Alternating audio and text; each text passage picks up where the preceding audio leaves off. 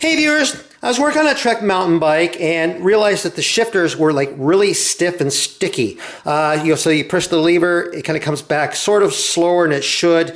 This side comes back like really slow, like barely moving here. You almost have to kind of help it back. The insides of the shifters are just all gummed up with the old grease. And that happens on index shifters like this. Is that inside you have a ratcheting mechanism, and there's like little gears, and there's little spring operated fingers like called pawls, and the grease dries out or gets thick and becomes like a sludge or a glue, and they just become very stiff and sticky, or may not even work at all. That's the same thing with like brifters like this, same thing, ratcheting mechanism in there, same thing. And so what you need to do is clean out the old grease, flush it all out, and then re-lube the shifters, and most times you can get them working like new again.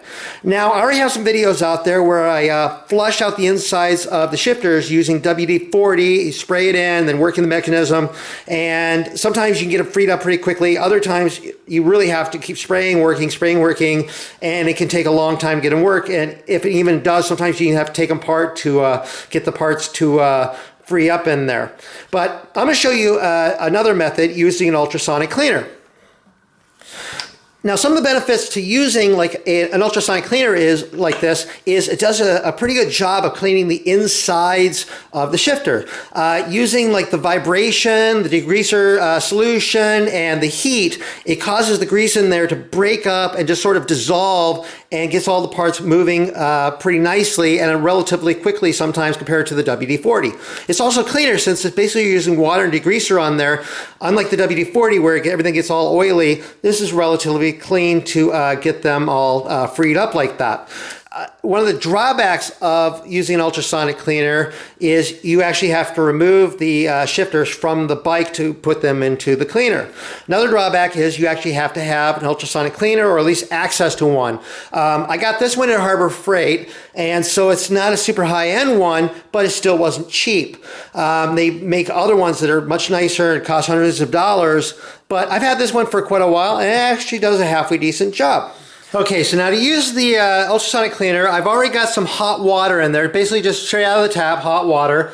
And so I'm going to put these parts in here like this, and I want to add some degreaser.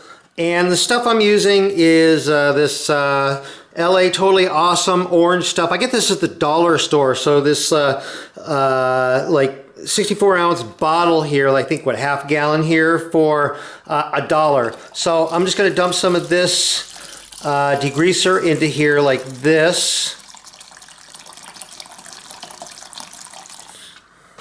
And then I'm going to top it off with some more water to bring it up, basically cover up these parts. Maybe I don't want to go past this max line, because if you do, you risk the water come over there. If it goes in that seam, go down, and it can short out your mechanism here.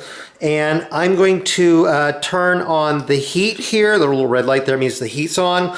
And let's set the timer up to 480 seconds. And let me see, kind of get these suds out of here so you can kind of see what happens when I go ahead and turn it on here. So I'll turn it on here, and you can't really hear it. There's like a little buzzing sound, but if you look, you can start to see little like clouds of grease starting to come off of the parts in there. So here's a little bit better view. You can see the little clouds of grease coming off of the parts in there as the ultrasonic cleaner is working, dissolving the grease.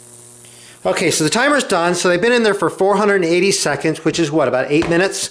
So let's pull this out. Here's the right shifter, and notice how good that pops back now. So click, click, click, and boom, boom, boom.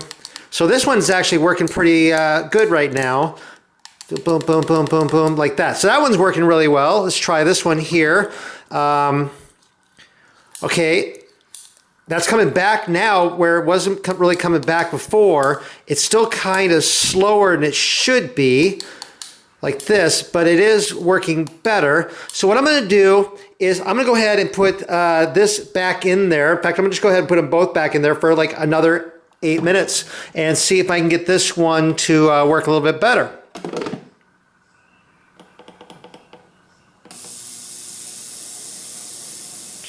Okay, so another 8 minutes has gone by here, so let's take a look at it, and we'll take a look at this left one here, because this one was the one that we were, it was going real slowly here, and you see here. It's snapping back really nicely now, so boom, boom, boom. So this one is moving really nicely now, where before it was real sluggish, and when at the beginning it wasn't moving it, hardly at all. So this one is moving great, and then check this right one again, and click, click. So this one's working really well too. So I got all the old grease cleaned out. So now what I'm gonna do is I'm gonna dry them off and re-lube them. So I'm basically just gonna use a paper towel here to kind of dry out the outside and try to get as much of the water out there. I can always use some compressed air and just blow it through there and just try to get as much of that water and degreaser out of there as possible. And I mean, just since it's warm, the hot water there, it actually kind of like will evaporate a lot too. So, but just try to get as much out of there as you can. So I think I have them fairly well dried out. Now I want to re-lubricate the inside of there. I'm going to use Tri-Flow, which is a really good lubricant for the inside of shifters. I find it at my local bike shop here, or you find it probably on Amazon or some other places. But what I'm going to do is just spray that inside into the working mechanism inside here. Just kind of spray that in there, flood the inside, and then start working the mechanism here. And just try to get it to shift and try to get it all throughout there. And then maybe dry off any excess that's on the outside. The same way with this one. And I want to kind of have the display kind of facing up, so when I spray in there, so it doesn't get all into the little display there. And so kind of flood the inside there a little bit and start working the mechanism. And kind of get it all into little parts in there.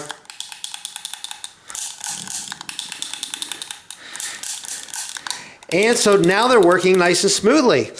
Anyway, so now I have some nice, clean, smooth working shifters. What do you think? Hope you found this video useful or interesting. If you did, please give it a thumbs up. If you're not subscribed to my channel, click the subscribe button. You see new videos that come out. I'm always coming out with new videos. I'm over on Facebook, RJ the Bike Guy. Go over there, like that page. I post a ton of stuff over there. And I have a webpage, rjthebikeguy.com. Go over there, sign up for the page, and I have stuff over there as well. Anyway, thank you very much for watching.